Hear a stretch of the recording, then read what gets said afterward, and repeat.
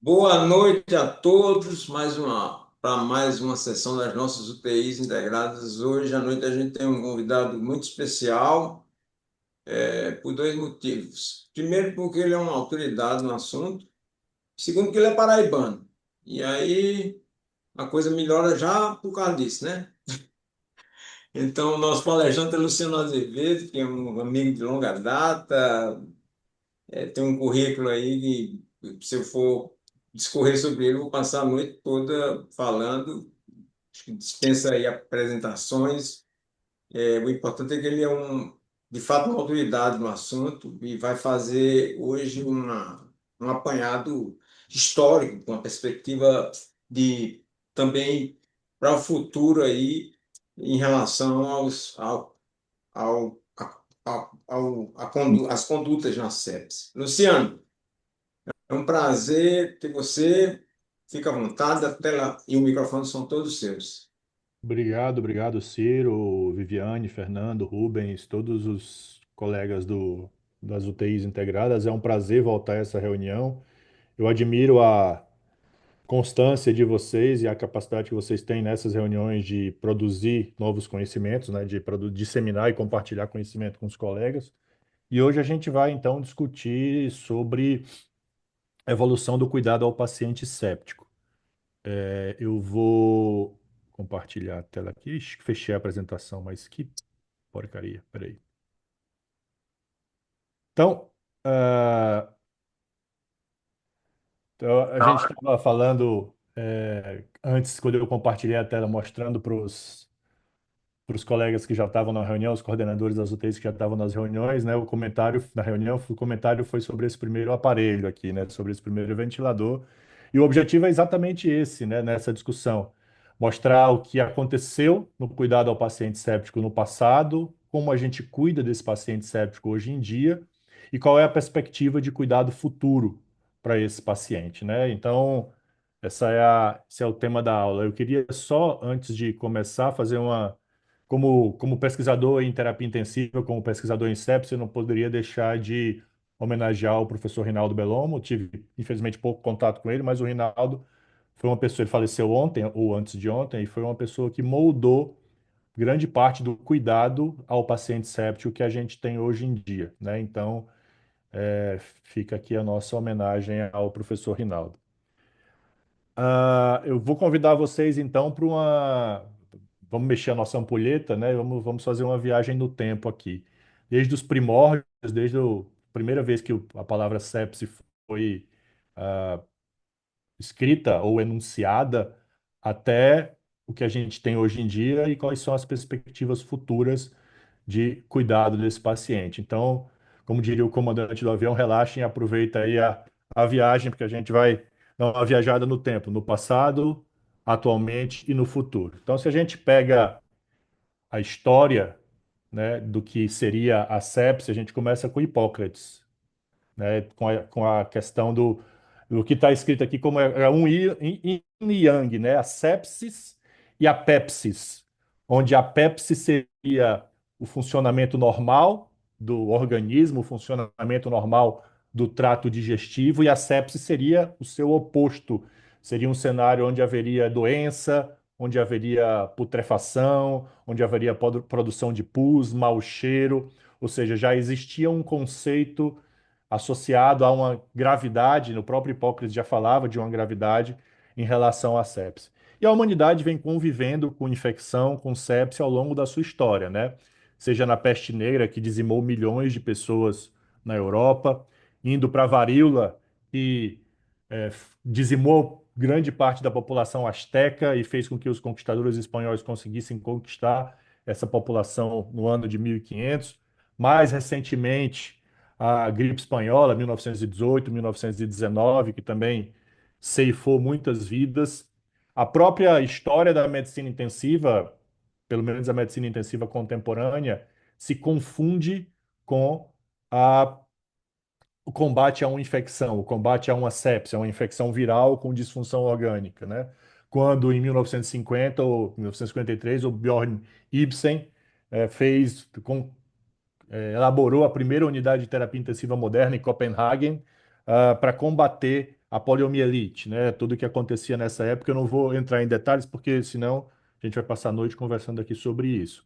Mais recentemente, nos últimos 30, 40 anos, a gente viu surgir o fantasma dos micro-organismos multiresistentes, né? Tudo que acontece e vai acontecer no futuro em relação a essa catástrofe que é comparada à catástrofe climática, do ponto de vista de potencial de causar malefício à população do planeta, né? E mais recentemente ainda, em 2020, 2021, que a gente lembra muito bem, é a última pandemia. Então vejam que nós convivemos com a sepse, com a infecção ao longo da história da humanidade, né? Eu elaborei aqui uma linha do tempo da sepse para a gente começar a discutir e nós vamos abordar, obviamente, muito mais os últimos anos, né? Eu, obviamente, comecei com a descoberta da penicilina em 1928, como sendo, de fato, a grande diferença no combate à sepse bacteriana. Ah, nos anos 70, a sepse ainda era vista como uma. Não se conhecia muito bem essa teoria da resposta inflamatória, isso começou mais no começo dos anos 80, até que o Bruce Butler, que foi o médico, né, que ganhou o prêmio Nobel junto com outros colegas, Julius Hoffman e o outro colega lá, porque ele descobriu o receptor Toll-like, ele descobriu a interação entre o que ele chamava de caquexina, que era o fator de necrose tumoral, e o LPS, isso foi em 1990, em 1986. Isso foi a base do que a gente conheceu da teoria da resposta inflamatória da sepse, que só foi ser mais abandonada com a publicação do Sepsi 3, né, em 2016. Mas vejam que todo esse primeiro consenso de sepse, a publicação de 92 e a reunião liderada pelo Roger Bond de 91, foi baseada na teoria da resposta inflamatória. E daí veio a questão da síndrome da resposta inflamatória sistêmica. A gente vai discutir isso com mais detalhes nos próximos minutos aí ao longo dos próximos slides. E é interessante, eu peguei alguns artigos de como é que era o tratamento da sepse nos anos 70, nos anos 80, antes de fato de você discutir a teoria da resposta inflamatória sistêmica, a teoria das citocinas, etc. Então, por exemplo, essa revisão de 1976 e esses artigos que eu peguei de maneira geral, eles mostram muito claramente, eu estava falando isso com os colegas antes da gente começar oficialmente a reunião, que a medicina, o conhecimento científico, ele é totalmente pendular. Em que sentido? Eu tenho intervenções que eram recomendadas ou sugeridas na época, nos anos 70, e essas intervenções ao longo do tempo elas vão caindo em desuso, mas depois elas voltam na medicina moderna, e eu trouxe alguns exemplos para vocês aqui. Esteroides e heparina. Quem não sabe a discussão que é até hoje em dia sobre a utilização do corticosteroide, com a diferença de que nos anos 70, vejam a dose aqui em vermelho embaixo, metilprednisolona 30 miligramas por quilo, repetido uma vez depois de 6 horas, ou seja, imagina que para um paciente de 60 quilos, 30 miligramas por quilo era 1.800 miligramas, quase 2 gramas de metilprednisolona. Um pulso, então era pulsoterapia. E de fato, os estudos de 70 e 80 com corticoide utilizavam pulsoterapia e a mortalidade que os pacientes que receberam corticoide foi maior. Isso fez com que o corticoide fosse abandonado como tratamento da sepse até o começo dos anos 2000, quando ele foi ressuscitado, principalmente pelo estudo do Dilayanani, com uma dose suprafisiológica, né? Uma dose de 200 a 300 miligramas, que é a dose que a gente conhece hoje em dia. Mas é interessante para a gente ver como, de fato, os tratamentos eles são utilizados, são abandonados. Vejam outro exemplo aqui embaixo. Adrenalina e noradrenalina, né? Elas podem ser utilizadas. Nessa época se pensava muito que o problema da sepsia era muito mais falência de bomba e se utilizava mais isoproterenol, que é a isoprenalina que ele está falando aí, mas a adrenalina e a noradrenalina muito menos utilizada, embora alguns autores utilizassem na época. E aí a gente conhece hoje em dia que a noradrenalina é a pedra fundamental do suporte hemodinâmico do tratamento do choque séptico. Então, só para vocês verem. E aí, quando você lê esses artigos, ele fala também de um controle glicêmico que a gente discute hoje em dia, ele fala da substituição da solução salina, ele fala de soluções balanceadas nesses artigos. Então é muito interessante a gente ver como a ciência de fato caminha com movimentos, digamos, pendulares, né, de tentativas de incorporação ou de ressuscitação ou de ressurreição de terapias utilizadas há 30, 40 anos. Isso pode ser explicado também, especificamente para a sepse, pela falta que a gente tem de um tratamento específico. Então a gente fica circulando nos tratamentos desde há 40, 50 anos atrás, experimenta outra dose, experimenta outra forma, experimenta outra droga, mas com os mesmos princípios, com as mesmas ideias, exatamente porque a gente não tem um tratamento específico para a condição, além, obviamente, da antibiótico terapia, um tratamento para reduzir a resposta do organismo à infecção. Então, vejam que essa história de a sepse ser ocasionada não só pela doença, pela infecção, mas muito mais pela resposta do organismo, não é nova. O Sir William Owsley, em 1904, já falava isso. Né? O paciente parece mais morrer da resposta do organismo à infecção do que da própria infecção. E, de fato, isso culminou toda essa discussão de resposta inflamatória com a publicação, né, do Chest de 92, que era exatamente o primeiro consenso que falava da interação entre infecção, interação entre sepse e interação entre síndrome da resposta inflamatória sistêmica, onde a sepse seria a intersecção entre a infecção e a resposta inflamatória sistêmica. Hoje em dia, a gente sabe que no cenário de fisiopatologia da sepse, é muito mais complexo do que simplesmente uma resposta inflamatória. A gente pode ter, deve ter um componente de resposta imunossupressora ou anti-inflamatória também, mas a complexidade da fisiopatologia é muito maior e a gente vai falar um pouco mais sobre isso ao longo da nossa discussão, ao longo dessa aula.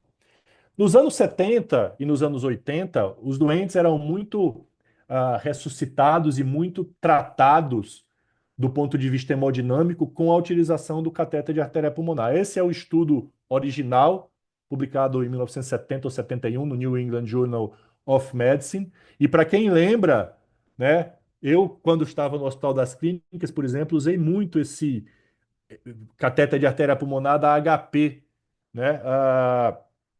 E, de fato, todo o tratamento, os estudos do William Shoemaker, os estudos de supranormalização da oferta tecidual de oxigênio, embasaram o cuidado hemodinâmico do paciente séptico ao longo dos anos 80 e dos anos 90, né?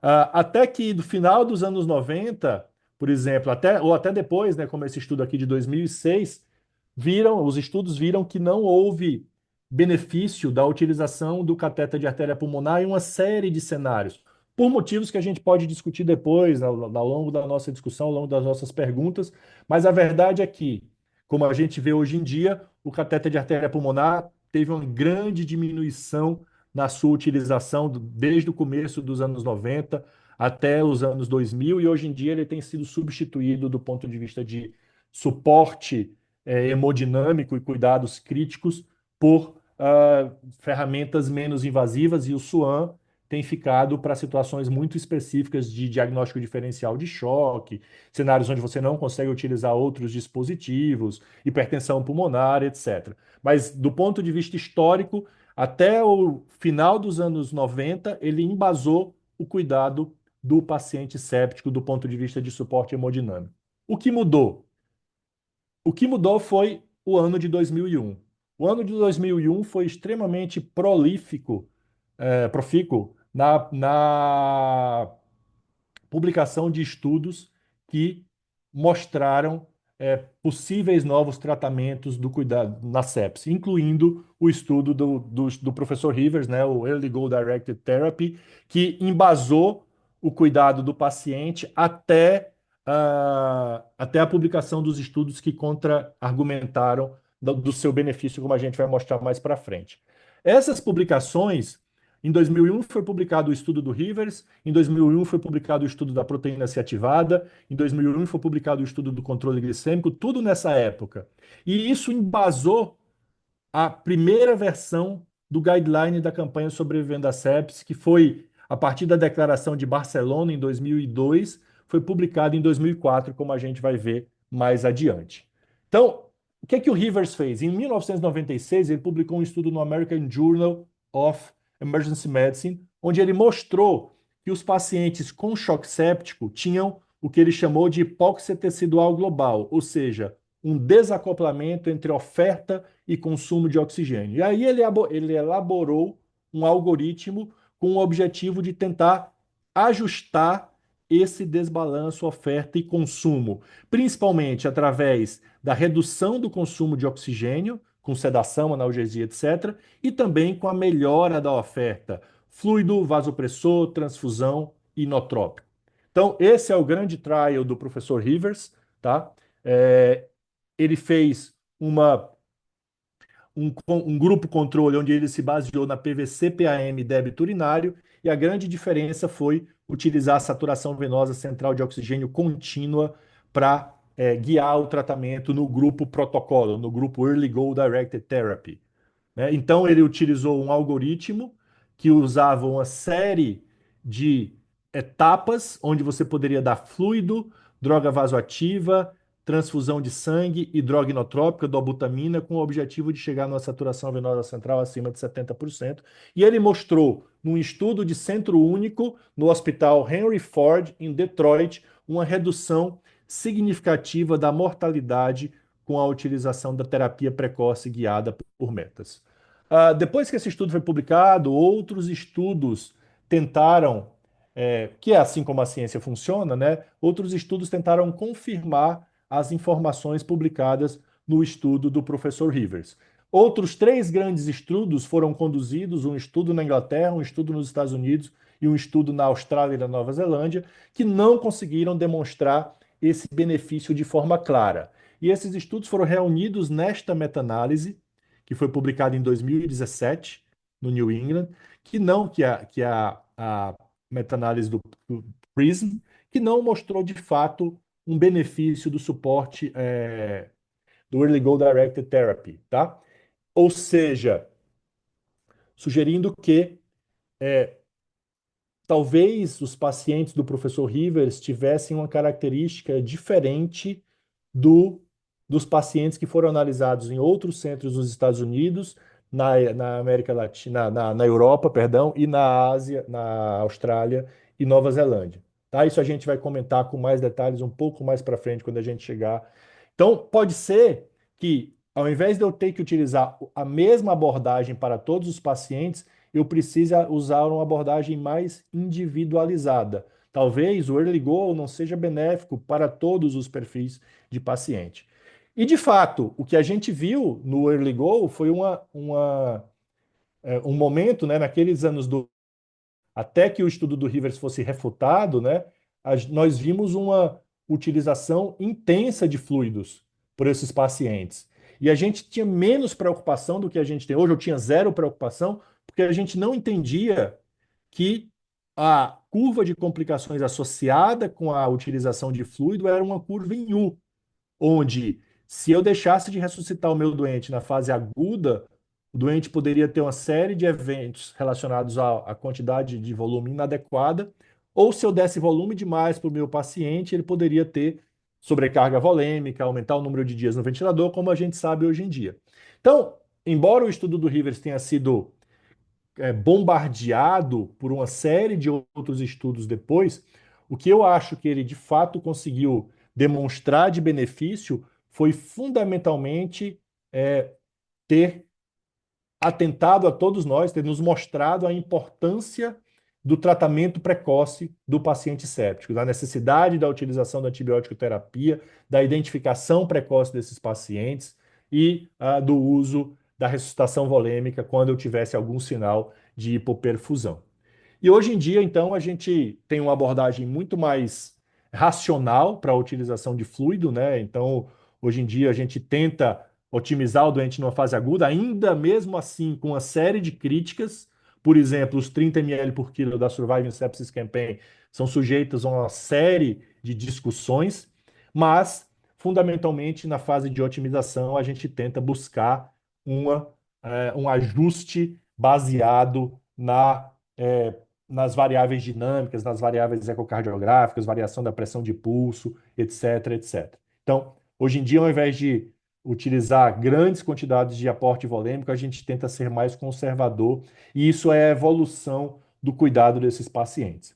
Ao longo dos anos 2000 também houve outras grandes modificações no cuidado do paciente séptico. Por exemplo, a gente descobriu que a noradrenalina voltou, né, a partir de 2010, com o estudo SOAP-2, ela voltou a ser a droga de primeira escolha em comparação, por exemplo, que a dopamina ou Revivan, que se utilizava bastante, né, nesses pacientes até que o SOAP foi publicado e a dopamina passou a ser muito pouco utilizada, principalmente porque estudos da Austrália e da Nova Zelândia, não sei se o Belomo estava nesse, mas um estudo australiano publicado no Lancet mostrou que mesmo aquela história de usar a dopamina como dose dopa para melhorar a função renal também não tinha benefício. Então a dopamina foi execrada e tem sua utilização em situações muito específicas, bradicardias, etc., hoje em dia. Ao longo dessa evolução, a gente viu que, de fato, a noradrenalina é uma droga interessante. Esse é um estudo muito elegante que viu que quando os doentes tinham houve um tempo em que faltou noradrenalina nos Estados Unidos, em alguns hospitais americanos. Por exemplo, é esse dado aqui mostra a queda da utilização de noradrenalina. E a queda da utilização da nora se associou com o aumento do risco de 15% de morte em pacientes com choque séptico que precisaram usar ou fenilefrina ou dopamina porque estava faltando nora. Tá? Então, mais uma evidência de que realmente a noradrenalina teria um papel benéfico no suporte hemodinâmico desses pacientes, além de várias outras meta-análises, etc., que mantém a noradrenalina como principal droga nesse cenário. A gente também aprendeu, ao longo dessa época, como ajusta a ventilação mecânica, principalmente com o trabalho inicial do Amato, que foi um estudo pequeno, mas ele abriu o caminho para a estratégia que a gente usa hoje em dia, que é de baixo volume corrente em relação ao volume tradicional, né? Se associou com aumento de morte no estudo da ARDSNet. Ah, e, apesar disso, a gente ainda tem algum grau de dificuldade de implementar essas estratégias, né? Esse é o estudo LangSafe, publicado em 2016, que mostrou que, apesar da sugestão de você manter um volume corrente por volta de 6 ml quilo, ainda a maior parte dos doentes eram ventilados com volumes correntes elevados. Mas a gente foi aprendendo. Essa foi a época, né, pessoal? Até a gente continua com isso agora, ainda bem, a época do less is more.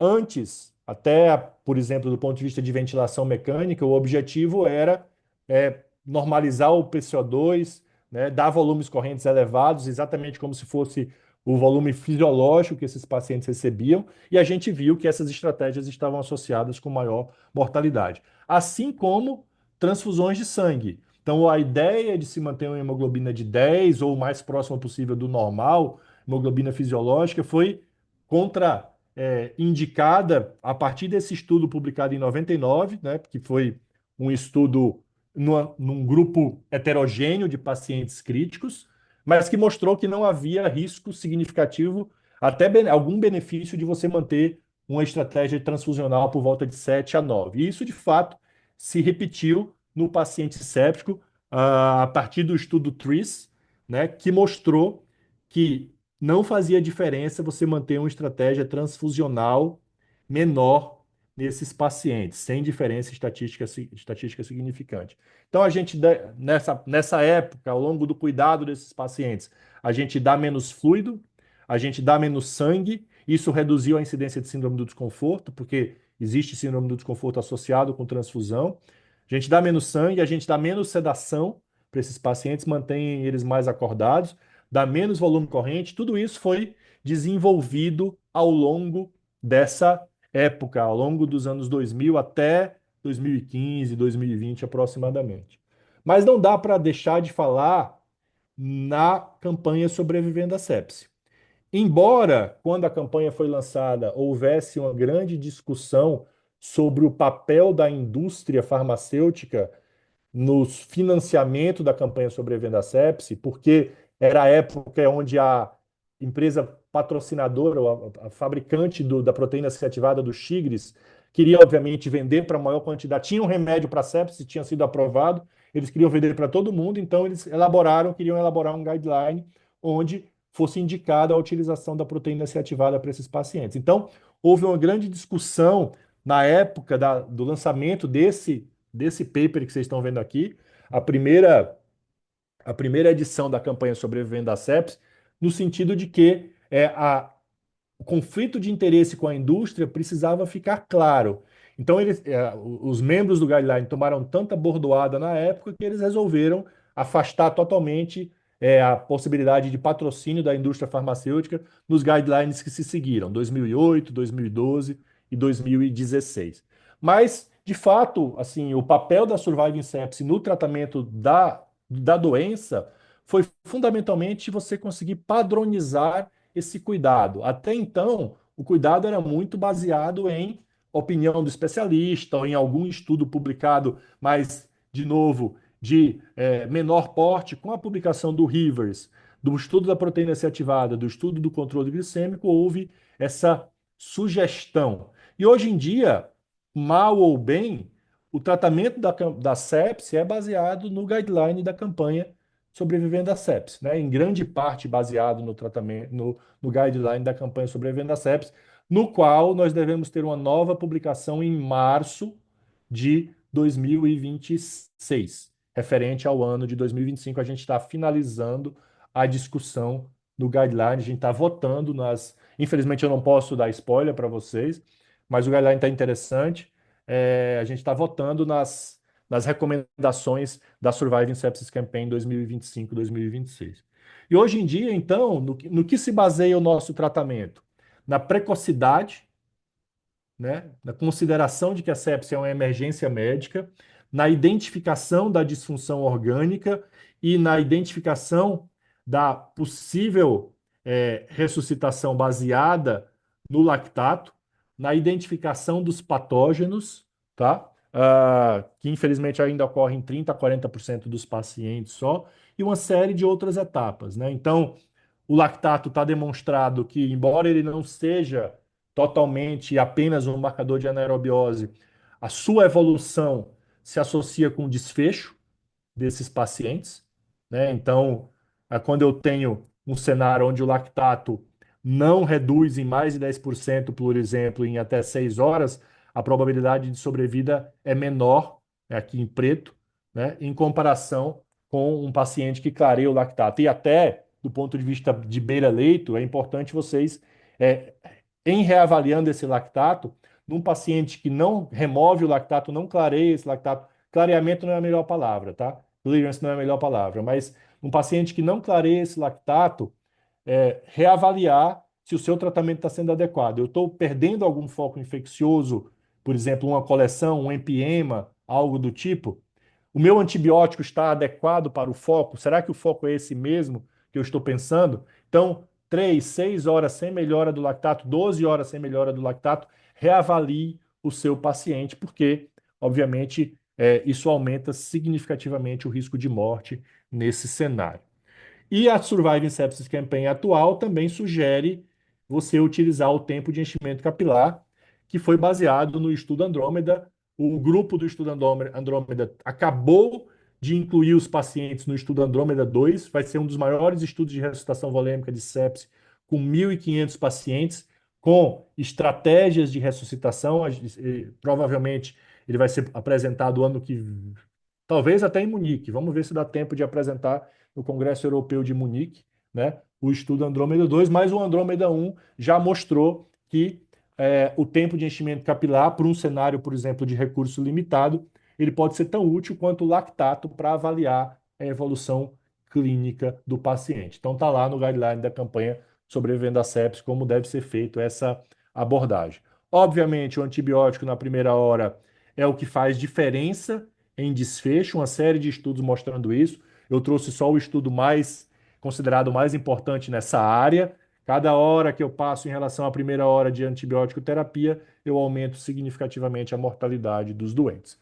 Embora a gente saiba, e aí vale um contraponto, a gente saiba que eu tenho uma série de zonas cinzentas na antibiótico terapia. Eu tenho um cenário chamado de sepse definida ou provável, onde o benefício do antibiótico é mais claro na primeira hora, mas eu tenho um momento da sepse possível, onde a sepse é um diagnóstico diferencial e a gente deve reavaliar se realmente precisa de antibiótico.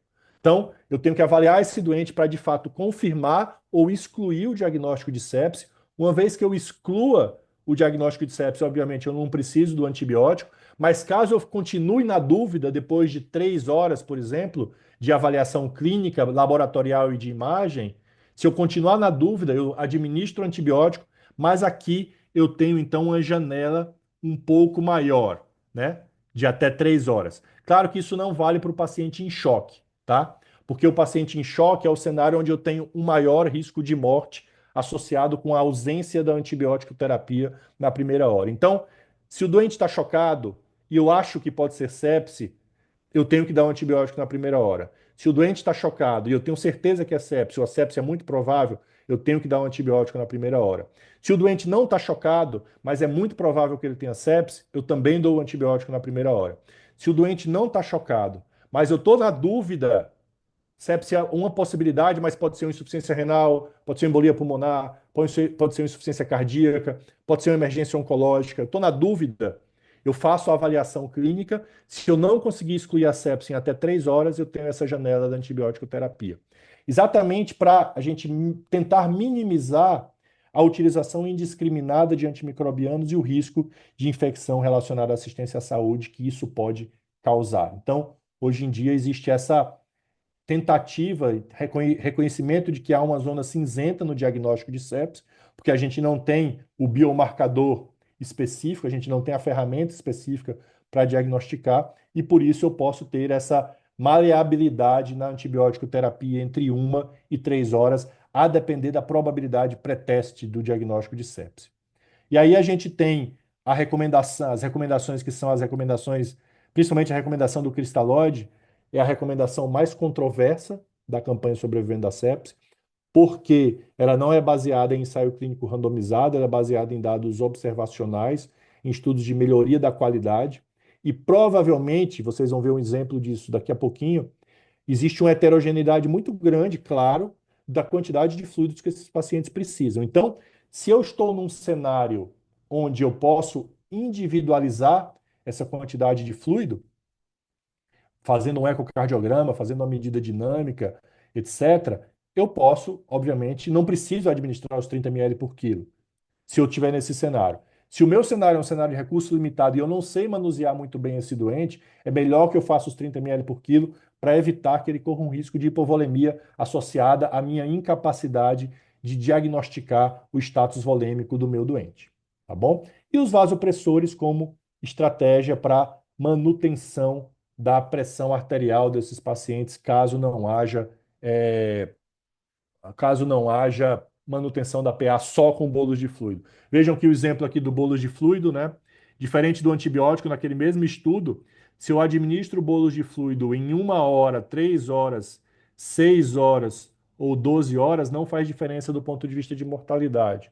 Então, de fato, a gente não sabe. A recomendação, que é baseada em opinião de especialista, é que o fluido seja feito começado na primeira hora e em até 3 horas, mas a gente não sabe se isso efetivamente faz diferença na mortalidade.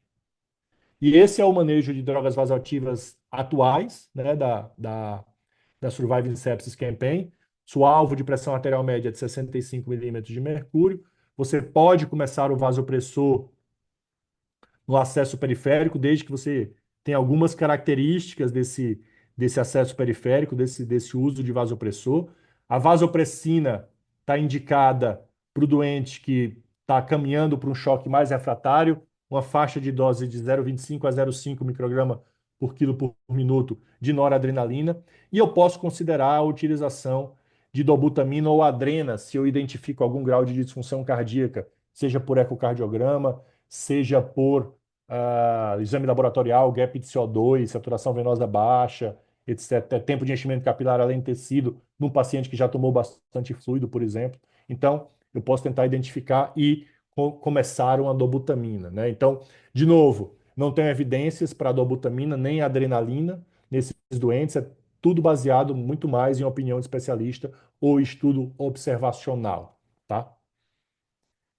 E a gente tem ainda dentro dessa evolução, né, ou do tratamento atual da sepse, uma série de outras estratégias, mas eu trouxe aqui as terapias adicionais que acho que são as mais importantes para a discussão, né? Então, não devemos utilizar a vitamina C endovenosa, porque os estudos, principalmente o estudo Lovett, o maior estudo mais recente, mostrou um risco de aumento de persistência da disfunção orgânica com vitamina C dose alta, tá?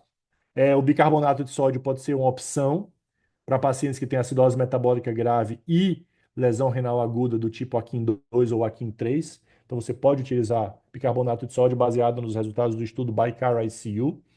E o corticoide é aquela discussão, né? Vocês viram que em 1976 os caras davam 30 miligramas por quilo de metilprednisolona. Hoje em dia, a nossa recomendação é de 200 miligramas de hidrocortisona, até 300 miligramas de hidrocortisona, com ou sem a utilização da fludrocortisona, né? Então, vejam aqui o nosso amigo Rinaldo, né, um dos autores do estudo Adrenal, um estudo de corticoide em pacientes com sepsis, que, embora não tenha demonstrado diferença na mortalidade, sugeriu uma série de desfechos secundários interessantes, do tipo sai mais rápido da droga vasoativa, sai mais rápido da UTI, transfunde menos.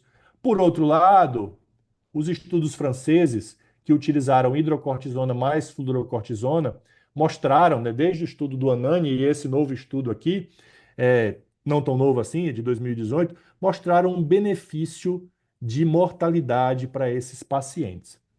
De tal maneira que, por exemplo, essa meta-análise do New England Journal of Evidence sugeriu que o único cenário onde o benefício da droga havia um benefício em mortalidade era quando era associada com a fludrocortisona.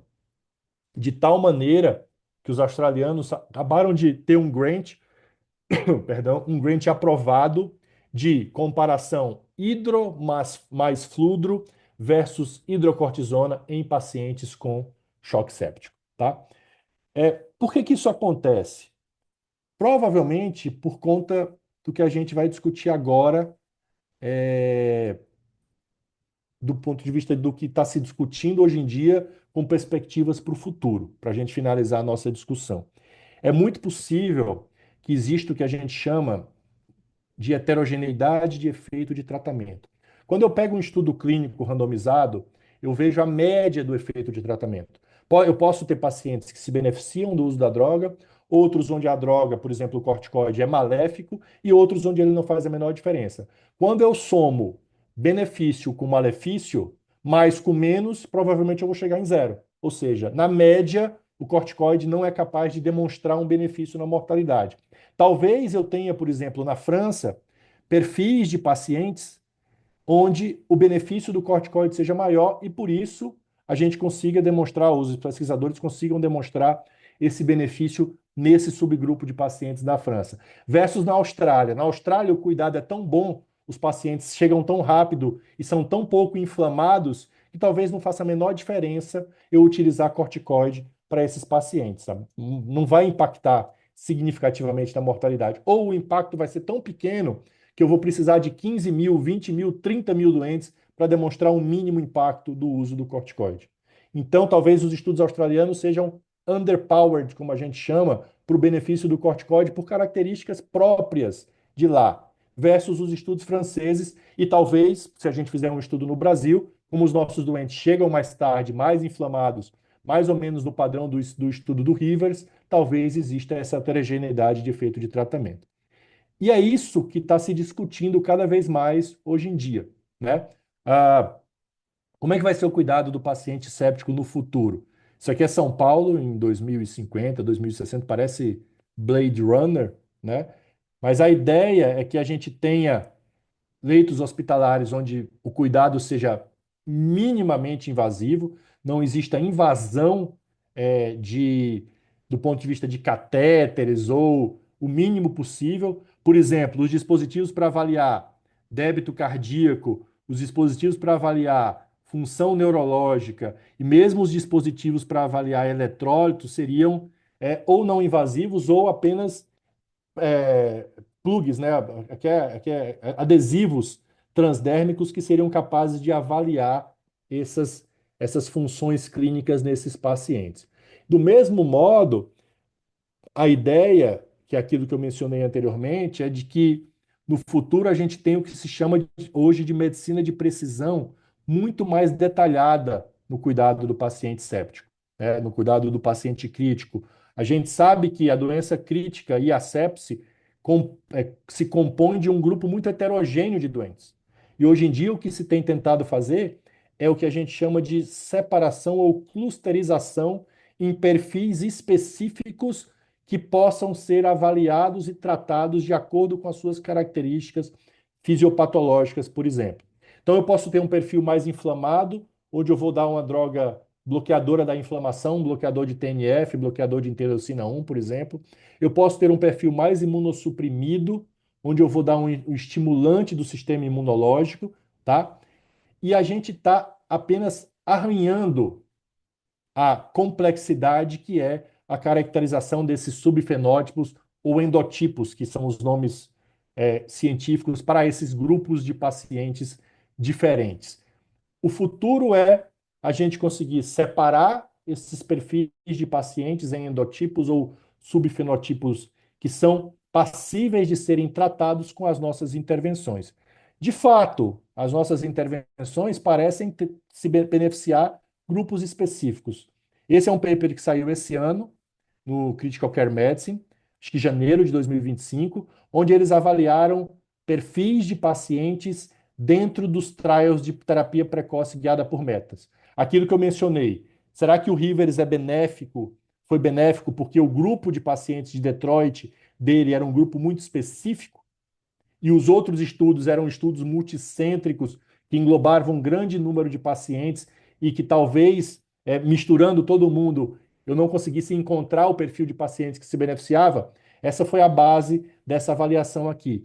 E vejam que eles identificaram que o grupo que havia um risco maior de dano com a terapia precoce guiada por metas era um grupo específico de pacientes mais jovem, até um pouco em oposto do que a gente imaginaria, e com albumina baixa. Ou seja, a albumina baixa, eu entupo o paciente de fluido, ele extravasa, vai para o pulmão, inflama mais e aumenta o seu risco. Seria uma hipótese, né? Bem elocubrativo isso aqui, né? Então, seria uma possibilidade. Mas o que eu estou querendo trazer com essas informações para vocês é o que tem sido avaliado no sentido de tentar encontrar o grupo e o perfil de pacientes que pode se beneficiar desse tipo de intervenção para que a gente possa, no futuro, desenhar intervenções, como a gente chama tailored, intervenções direcionadas ou customizadas para grupos de pacientes. O estudo clássico que tentou separar esses fenótipos em pacientes com sepsis, esse estudo do Seymour, do JAMA de 2019, onde ele separou, né, em pacientes perfil alfa, beta, gama e delta, e ele viu, por exemplo, que o perfil alfa era um perfil de baixa mortalidade, o perfil delta era o perfil que estava ferrado, aquele perfil raiz, a sepse raiz mesmo, com múltiplas disfunções orgânicas, alteração da coagulação. E, de fato, quando ele comparou os desfechos em uma série de análises de vários trials da terapia intensiva, o azul, que era o delta, sempre morreu mais em todos esses estudos, de fato mostrando que era possível separar esses perfis de pacientes. Qual é a grande dificuldade que a gente tem? A grande dificuldade que a gente tem é conseguir fazer isso à beira do leito. Por quê?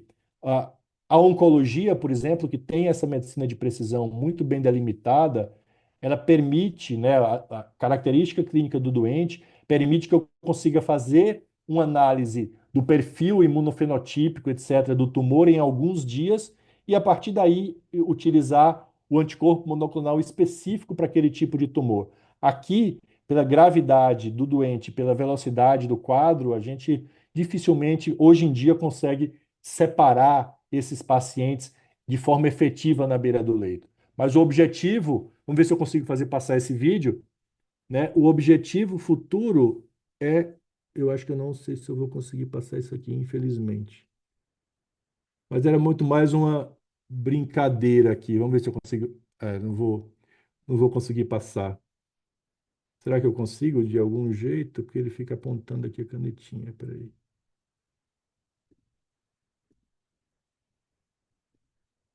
Era muito mais uma brincadeira aqui, que é um, o futuro onde um take de um episódio de Jornada nas Estrelas, onde o Dr. McCoy chegava na Terra atualmente, né, nos anos 2000 e tal, e tinha uma paciente numa cama de hospital, num corredor gemendo, e ele perguntava o que é que ela tem. Ela falava, eu estou com um problema renal, estou fazendo diálise. Ele falava, não, diálise, pelo amor de Deus, isso é idade média. Pegava um comprimido na bolsa dele, dava para ela, e a cena seguinte era ela indo de alta do hospital e os médicos comentando, mas como é possível? Os rins dela voltaram, estão totalmente funcionais. Então, o que a gente espera para o futuro do tratamento seja uma pílula que evite, por exemplo, que seja específica e que evite que o paciente evolua com as complicações da sepse e consiga tratar especificamente o nosso paciente séptico. Tá bom? Obrigado pela atenção, pessoal. E eu estou à disposição para discutir, para responder as perguntas. Valeu. Muito bom. Como previsto, uma excelente aula. Parabéns aí. Você- Não Nossa que. geração relembrou muita coisa, né? Fernando, Ciro, Pois é, cara. relembramos muito do que vivemos. A É, Vivi não, que é mais nova, mas a gente relembrou muito do que vivemos anos O Rossano 90, foi uma, 2000. uma excelente viagem no tempo. uma. Me lembrei do primeiro caso de choque que eu acompanhei na vida. Você deu isoproterenol, não? 1976. Que maravilha. O professor me diz assim: a gente não usa mais noradrenalina, é uma droga velha. Temos Você agora vê, né? um novo medicamento que se chama Revivan, Dopamina. também conhecido como dopamina. E aí ele me explicando, e eu olhando aquilo assim, sem entender nada, é óbvio, né? Eu estava no quinto ano. E a partir daí, então, tudo isso que tu mostraste, né? Uma coisa que eu acho extremamente, me atrai, assim, é a história do corticoide, né?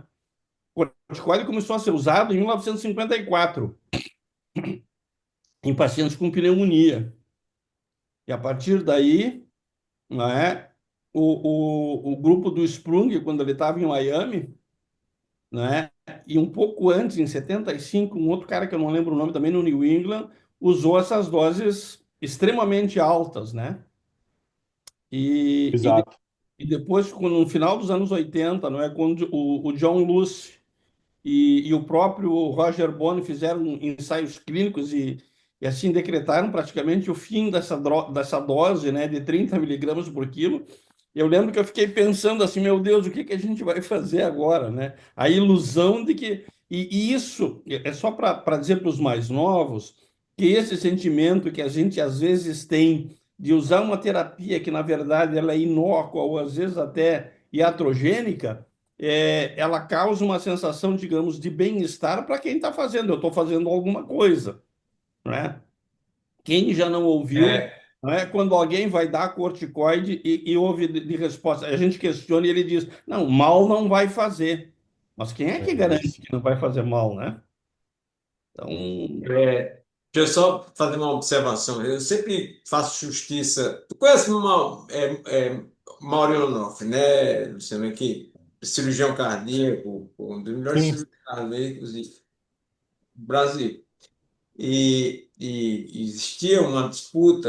Eu me lembro nitidamente que a gente querendo empurrar líquido nos pós-operatórios cardíaca e eu não gostava de Nora, né? História do Revivan e tal. E eles, lá atrás, eles já tinham a percepção da história do líquido, eles não gostavam de usar líquido, eles preferiam manipular o doente com droga no pós-operatório, e o que para mim era uma heresia, né? E também dava preferência à nora em relação à DOPA. E eu, passado muito tempo depois, né, depois que as coisas mudaram, eu digo, pô, mano, você estava certo desde o começo. Eu rendo essa homenagem para ele sempre que tem uma oportunidade, porque de fato ele, do ponto de vista fisiopatológico, eles viam lá, né? Eles, pô, eu vejo o coração do cara, pô. Eu sei que vocês ficam entupindo os doentes de líquido, depois aí faz 2, 3 dias para sair da UTI e tal. Então, isso era uma coisa É, que.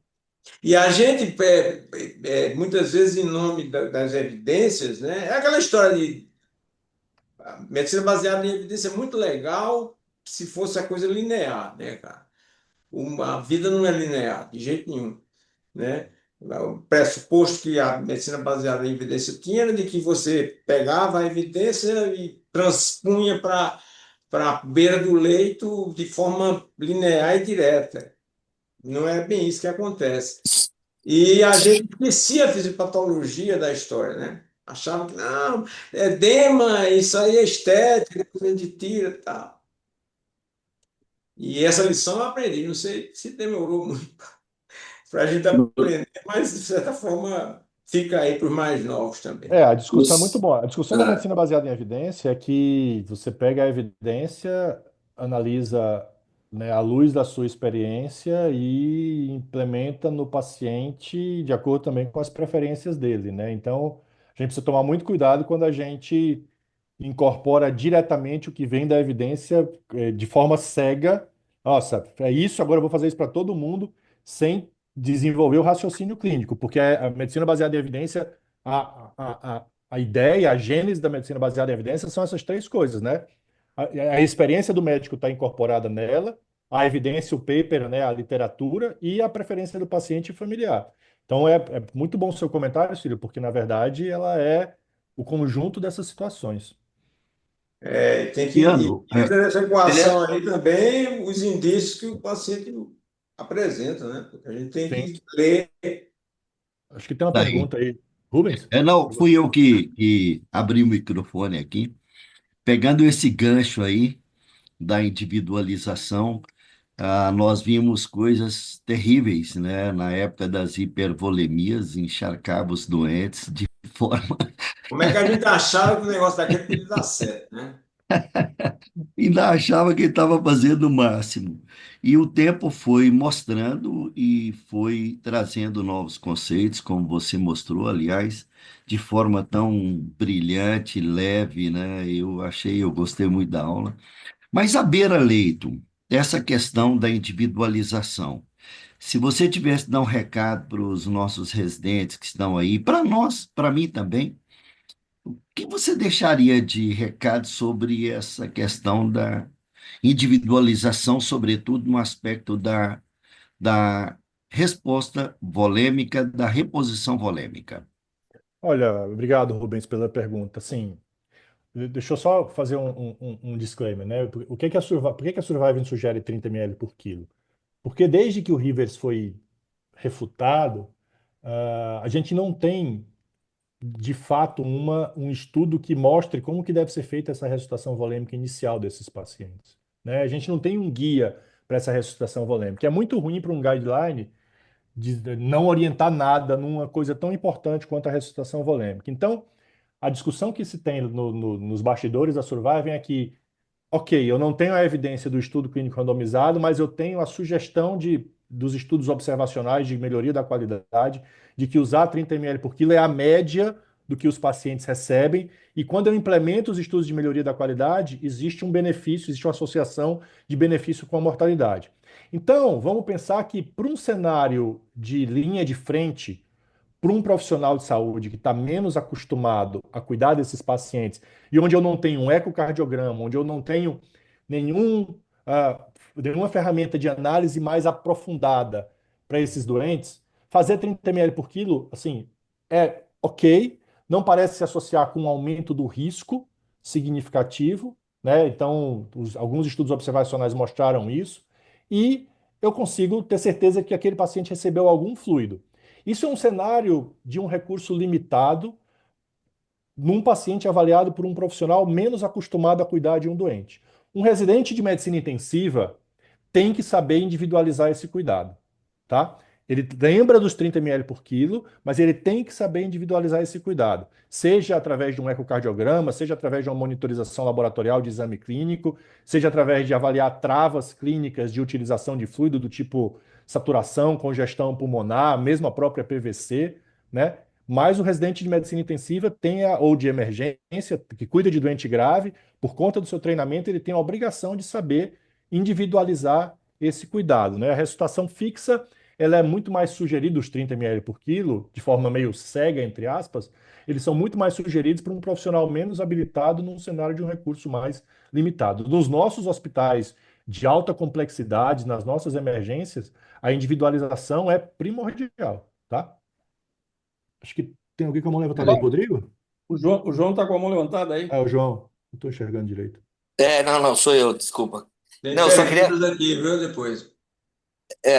eu só queria comentar que eu também sou da época do Dopatrex. Não sei quem que já lembra disso, que era dobutamina com dobutamina, né? Dopamina com dobutamina. É uma das barbaridades que a gente fez aí. Mas baseado nessa mesmo contexto, Luciano, eu vejo uma questão aí em relação à vasopressina, né? O que você acha? Você acha que ela faz parte de um pêndulo também? Ela vai entrar e depois vai sair? Você acha que cabe esse estudo? Ótimo. Uma ótima pergunta, João. É uma ótima pergunta. Para onde tem caminhado a literatura, a discussão sobre esse assunto? Ele tem caminhado para um uso até mais precoce da vasopressina. Se você for, sem evidência ainda, né? Se você for olhar as últimas discussões para as pessoas os últimos comentários e editoriais das pessoas que entendem de ressuscitação volêmica e desculpa, de suporte vasopressor, a ideia é a chamada estratégia vasopressora multimodal, que já está até sendo avaliada em alguns estudos. Do Uhum. mesmo jeito que a gente. Porque, assim, como é que a gente faz o tratamento hoje em dia? A gente vai dando noradrenalina, até que a gente se convence que o doente não está respondendo, e aí a gente adiciona vasopressina, né? Então, também existem estudos que mostram que existe uma heterogeneidade de resposta a esses vasopressores. Alguns doentes respondem mais a nora, outros respondem mais a vaso, tá? Tem perfis de pacientes que respondem a vaso e outros que não respondem a vaso. Tem estudos pequenos, de difícil reprodução, mostrando isso.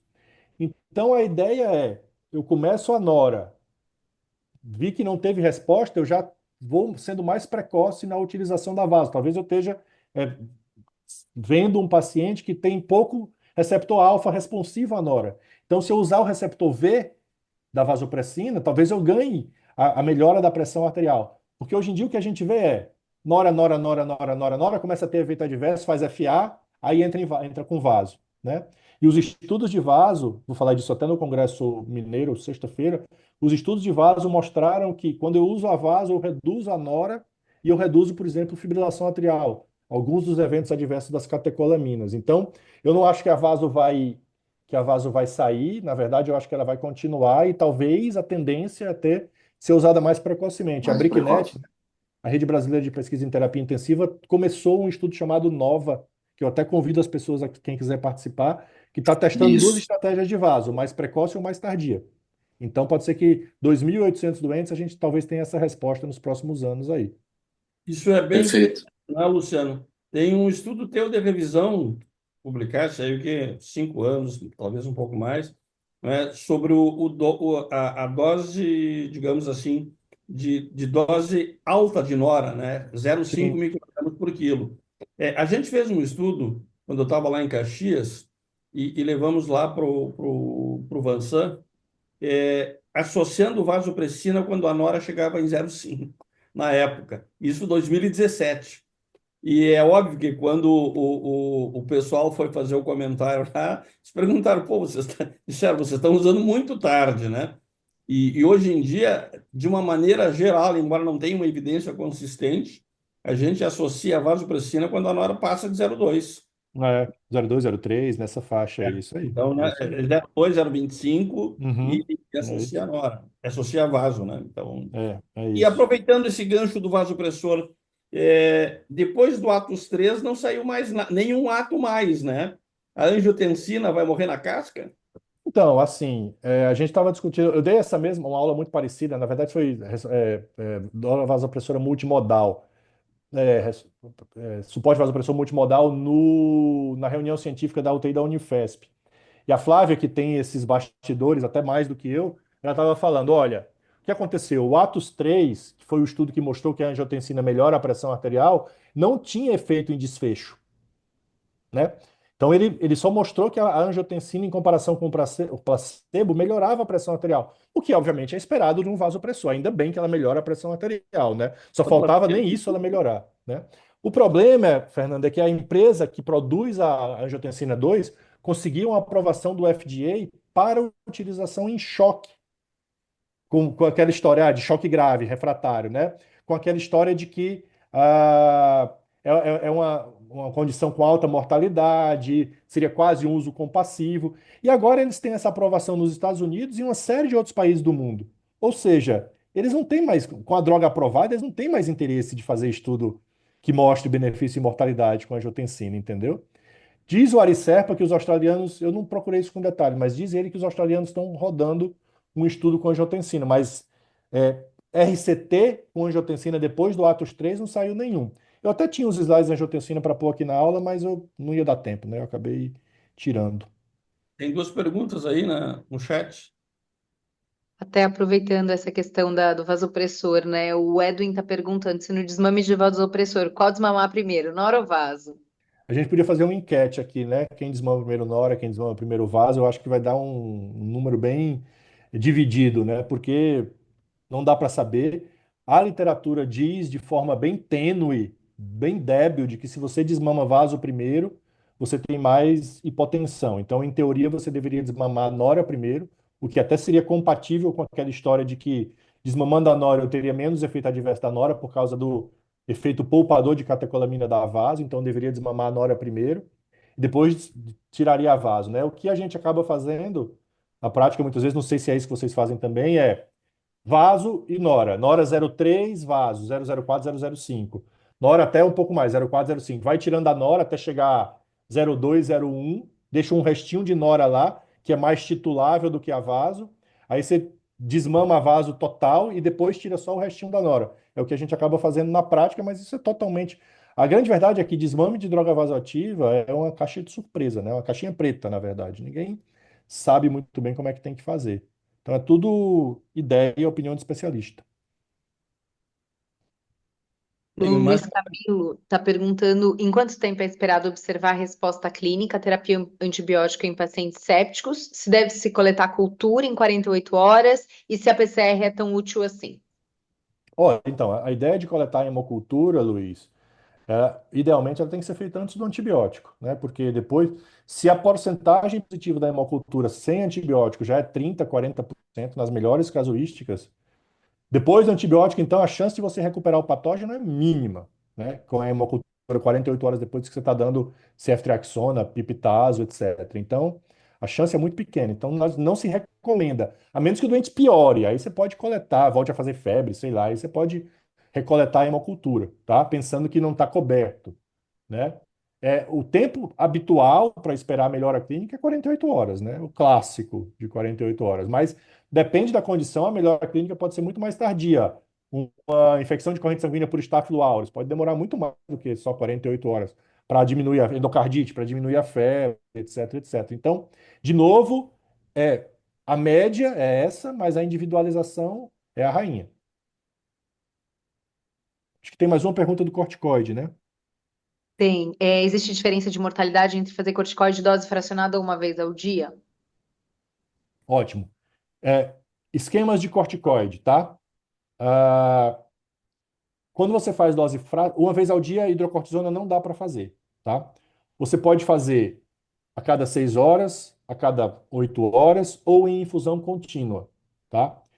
A literatura diz que quando eu faço em cada intervalos de 6 a 8 horas, eu aumento picos hiperglicêmicos quando eu dou bolos de corticoide nesses momentos.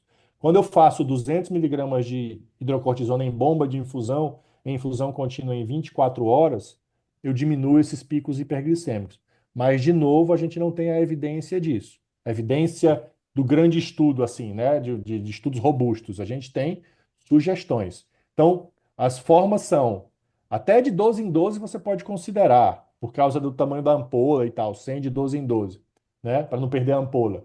Mas o ideal é 50 de 6 em 6. O que os estudos fizeram foi hidrocortisona, 50 de 6 em 6. Ou o estudo australiano, o Adrenal, fez em infusão contínua, 200 miligramas em 24 horas. Lu, deixa eu te fazer uma pergunta. Bom, primeiro, sempre bom te ouvir, sempre bom te ter aqui. Prazer. É, Surviving Sepsis Campaign, tá na fase aí da revisão. O que que a gente pode esperar que vem? Você tem já algum. Ai, meu Deus do céu, você tá querendo me fazer dar spoiler ainda mais gravado, é isso? A gente tem um compliance, Só os tópicos, vai, a só gente tem um um. compliance significativo, mas eu posso te falar Não, não, que eu sei, só um.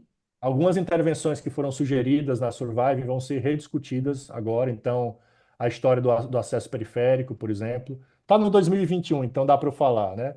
O acesso periférico, o limiar de droga de pressão arterial, tá? Alguma discussão sobre antibiótico terapia na primeira hora, até um pouco fora do contexto hospitalar. Alguma discussão sobre novos biomarcadores vai ter lá também. Então, Legal. alguns spoilers. E outras terapias para choque grave. Então, coisas interessantes aparecerão na nova Survive. Não vou dizer que tem evidência para essas coisas, mas pelo menos está lá o que a Survive sugere que você deva ou não fazer para essas circunstâncias. Tem E a uma previsão é publicação o ano que vem, né? É 26? 26, referente a 25, né? Deve ser apresentada no Congresso Americano de janeiro ou fevereiro e publicada em março, ou a gente está prevendo a publicação em março ou abril. Vai ter Congresso algo Americano. muito forte de LIMICs, de países de baixa e média renda, porque eu estou coordenando essa área, então todas as recomendações vão ter uma adaptação para LIMICs, né? Nem que seja para dizer isso aqui é totalmente compatível com LIMICs, tipo tempo de enchimento capilar, dá para fazer em qualquer lugar, ou isso aqui tipo, ECMO, não dá para fazer, não estou dizendo que tem ECMO lá, mas estou dando um exemplo de ECMO, né? Não dá para fazer em Linux. Então, tudo vai ter alguma menção a Linux exatamente para aumentar a generalizabilidade do guideline. Agora, tem uma pergunta aqui bem provocativa aqui da Érica. Oba! O paciente que chega na emergência com alta suspeita de sepse, qual a justificativa para a coleta de hemocultura, visto que em pouquíssimos casos o exame dá positivo? Não é tão pouquíssimos assim, né? 30% vai, 40% nas melhores casuísticas, eu não considero tão pouco assim. A justificativa é que se eu tiver a hemocultura positiva, eu posso ajustar o meu antibiótico, né? Por exemplo, eu posso ou ampliar o meu antibiótico num doente que não está melhorando, ou até diminuir o meu antibiótico. É um doente que chegou muito grave, eu estava com medo dele morrer porque ele é um doente comórbido e tal, e eu dei piperacilina tazobactam para ele como primeiro antibiótico. E aí depois era uma mulher jovem, etc., e chegou um resultado de uma Escherichia coli multissensível. Eu preciso continuar dando piperacilina tazobactam com hemocultura para Escherichia coli multissensível? Não, eu posso trocar, por exemplo, para ceftriaxona. Então a justificativa é essa, Érica, né? Então a ideia é que mesmo sendo pouca positividade, eu consiga, nesses 30 a 40% que tem hemocultura positiva, eu consiga ajustar a minha antibiótico terapia a partir daí. Existem outras formas de você fazer o diagnóstico, mas elas são muito caras e estão disponíveis em poucos lugares, né? Os testes moleculares, etc. Então são mais rápidos, a hemocultura demora, né? Mas é o que a gente tem na imensa maioria dos serviços, né? E outra coisa também, então assim, vamos pensar outro exemplo de cenário onde as culturas são interessantes. Chega um doente que tem uma possibilidade de ser sepse, né? Não está muito clara que é sepse, às vezes é um IC descompensada, mas que pode, talvez, tenha um componente infeccioso. Aí tá bom, tô na dúvida, tem uma leucocitose meia boca, 11.000 e tal, ficou subfebril, aquele doente bem na trave, que acontece frequentemente. Eu dei antibiótico e colhi culturas. 48, 72 horas depois, as culturas vieram negativas. Isso diminui a minha probabilidade desse doente ter tido uma infecção. E eu posso, por exemplo, suspender o meu antibiótico num tempo mais curto. Eu posso dar 3 dias, 4 dias de antibiótico só para ele. Então, a hemocultura negativa também me ajuda num doente com baixa probabilidade de sepse a fazer um curso curto de antibiótico terapia. Então tem vários benefícios, digamos assim, de você coletar cultura. Excelente. O Bruno aproveitou esse gancho aí, um pouco antes da sua colocação, sobre os testes moleculares, o PCR, FilmArray, no manejo da sepsis. Então, dependendo do teste, os testes são rápidos, né, mas são caros ainda. Dependendo do teste, você consegue demonstrar o tipo de bactéria e até algum grau de perfil de resistência e tal. Uns testes sim, outros não. Depende, né, do teste que você está fazendo. Ah, assim, a gente ainda não tem estudos que mostrem que utilizar esses testes muda o desfecho do paciente. Se sabe que, por exemplo, a gente tem associações com estudos que mostram benefício de custo-efetividade, tá? Mas muitos planos ainda não pagam, acho que a maioria dos planos ainda não paga esse tipo de teste, né? Uhum. Então, testes são particulares, feitos pelas famílias, e isso dificulta a incorporação enquanto política de saúde, né? Então, os exames são caros, é difícil você fazer um grande estudo multicêntrico que mostre o benefício desse teste, porque é caro fazer essa metodologia, você tem que implementar em 20, 30 hospitais, né? E fazer em testes para 500, 600, sei lá, 700 doentes, muito caro fazer isso. Então eles ainda estão meio nichados, tá? Mas se você tiver um teste disponível que te mostre o perfil da bactéria, não só qual é a bactéria, mas o perfil de sensibilidade, pelo menos algum gene, alguma coisa do tipo, isso te ajuda bastante, porque em poucas horas eu já sei qual é a bactéria que está lá, né? Perfeito. Família? Mais alguma pergunta?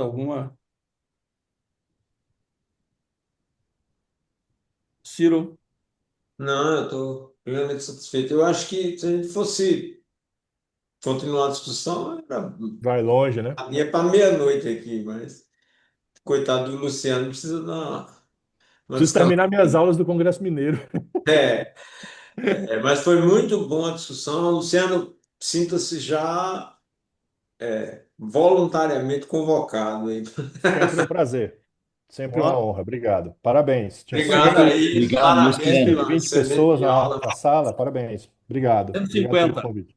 Um Opa, beijinho para 150. vocês, amigão. Amiguinhos, beijo para Tchau, vocês pessoal. também. Até a Tchau, próxima tchau. quarta.